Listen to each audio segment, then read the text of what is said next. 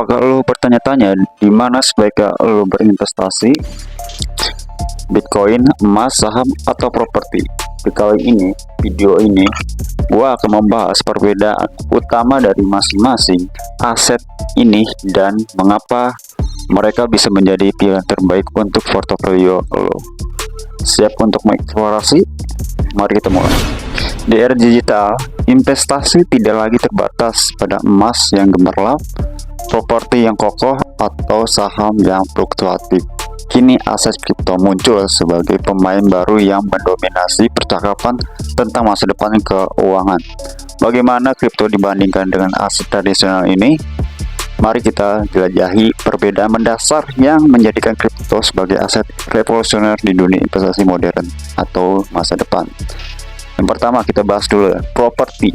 Harga properti melambung tinggi hingga melewati batas wajarnya, menjadikan impian memiliki properti bagi para milenial dan generasi Z hampir tidak mungkin dicapai. Ya, bahkan untuk memperoleh properti di era ini, di zaman sekarang ini, bagi para generasi muda yang membutuhkan leverage yang sangat besar dengan meresikokan segala hal yang berpotensi menyebabkan drawdown yang cukup besar pada ekonomi global seperti housing bubble di Amerika tahun 2008. Bahkan di negara Cina saat ini jumlah properti relatif lebih banyak dibandingkan jumlah penduduk, menyebabkan imbalance atau tidak seimbang yang cukup drastis antar permintaan dan penawaran. Lalu yang kedua, emas. Harga emas mengalami stagnansi selama bertahun-tahun. Kendala utama pada emas adalah tidak diketahui secara pasti berapa banyak jumlah emas yang ada karena setiap saat dapat ditemukan tambang emas yang baru sehingga tidak ada fixed supply dari emas. Di sisi lain, banyak negara yang tidak transparan dengan devisa emas mereka. Ya. Yang ketiga, saham. Harga saham masih relatif memiliki potensi keuntungan, namun saham merupakan suatu aset yang sangat tersentral. Ya. Bahkan berbagai riset independen mengemukakan bahwa mayoritas saham beredar dikuasai oleh beberapa perusahaan saja, memberikan suatu ilusi of choice, seakan-akan terdapat suatu pilihan akan brand tertentu yang setelah ditelusuri lagi sumbernya ternyata dimiliki oleh satu perusahaan yang sama dan tanda kutipnya monopoli.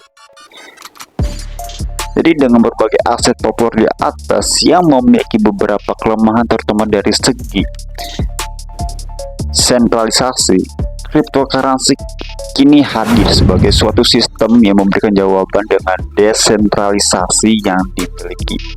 Dalam market cryptocurrency, aset atau investasi dilakukan dari komunitas, oleh komunitas, dan untuk komunitas.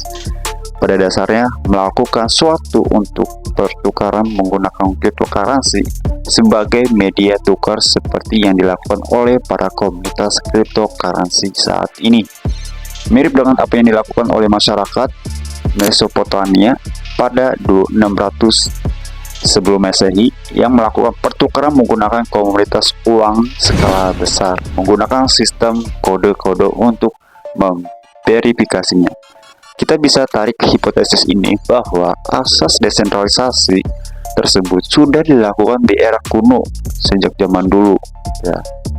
Tidak heran masyarakat Mesopotamia dapat hidup dengan keadaan ekonomi yang kuat, karena sedikit sekali sistem sentralisasi yang terlibat dalam proses ekonomi mereka. Jadi hipotesis ini kita bisa berasumsi bahwa terhadap cryptocurrency sebagai suatu media tukar atau suatu wadah untuk melindungi kekayaan kita, ya, termasuk melindungi inflasi juga, ya.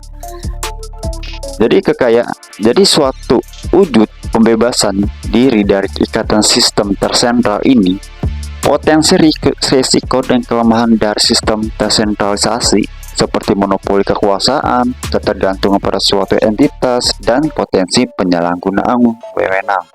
Maka dari itu, harga kebebasan jauh lebih mahal dibandingkan ketidaktahuan semu yang harus membutakan mata hati dan pikiran kalian. Ya, jadi di sini gue akan membahas dulu sekaligus membuka mata kalian bahwa cryptocurrency ini adalah membebaskan finansial kita. Ya, minimal kita nggak tergantungan lah. Jadi raihlah kebebasan kalian, karena pada dasarnya setiap generasi memiliki outliers, aset dengan performa paling gemilang pada masanya, jadi pada masa masing-masing. Seperti ini ya, membeli emas pada tahun 1900-an, properti pada tahun 1950-an, atau saham pada era 2000-an. Jadi mereka berinvestasi pada berbagai aset tersebut akan memperoleh cycle advantage dan telah melipat gandakan kekayaan mereka bagaikan sebuah bola salju yang terus membesar. Tanda kutip confounding effect. Jadi berita baiknya adalah cryptocurrency ini merupakan suatu aset masa depan, dan para investor saat ini memperoleh time advantage-nya yang lebih baik dibandingkan mereka yang berinvestasi beberapa tahun ke depan. Namun di sisi kabar enggak enaknya nih ya, pasti ada seimbangan, adalah hanya 3% yang akhirnya akan berhasil di pasar keuangan termasuk cryptocurrency. Maka dari itu, untuk menjadi pemenang dalam medan pertempuran yang sengit ini dibutuhkan suatu strategi yang telah teruji dari pengalaman, pengamatan, dan praktisi yang dilakukan bertahun-tahun. Untuk menjadi pemenang di market cryptocurrency dibutuhkan 3 pendekatan, yaitu analisis research, technical research, dan fundamental research. Ketiga tersebut merupakan dasar dalam memenangkan di market cryptocurrency. Jadi gua akan membahas video selanjutnya tentang ketiga dasar ini. Ya, setelah lu memahami pengantar pembukaan episode pertama ini di garis cuan ini, lu harus tahu dulu fundamental dan dasarnya, kenapa cryptocurrency itu muncul dan kenapa dia sistemnya desentralisasi. Dan ini kesempatan kita untuk investasi di dunia cryptocurrency, dan lu harus juga menjadi pemenang dan harus menjadi 3% bagian tadi gue udah jelaskan menggunakan 3 dasar yang akan gue bahas di video selanjutnya. Oke, stay tune video selanjutnya, sampai ketemu lagi. Salam cuan.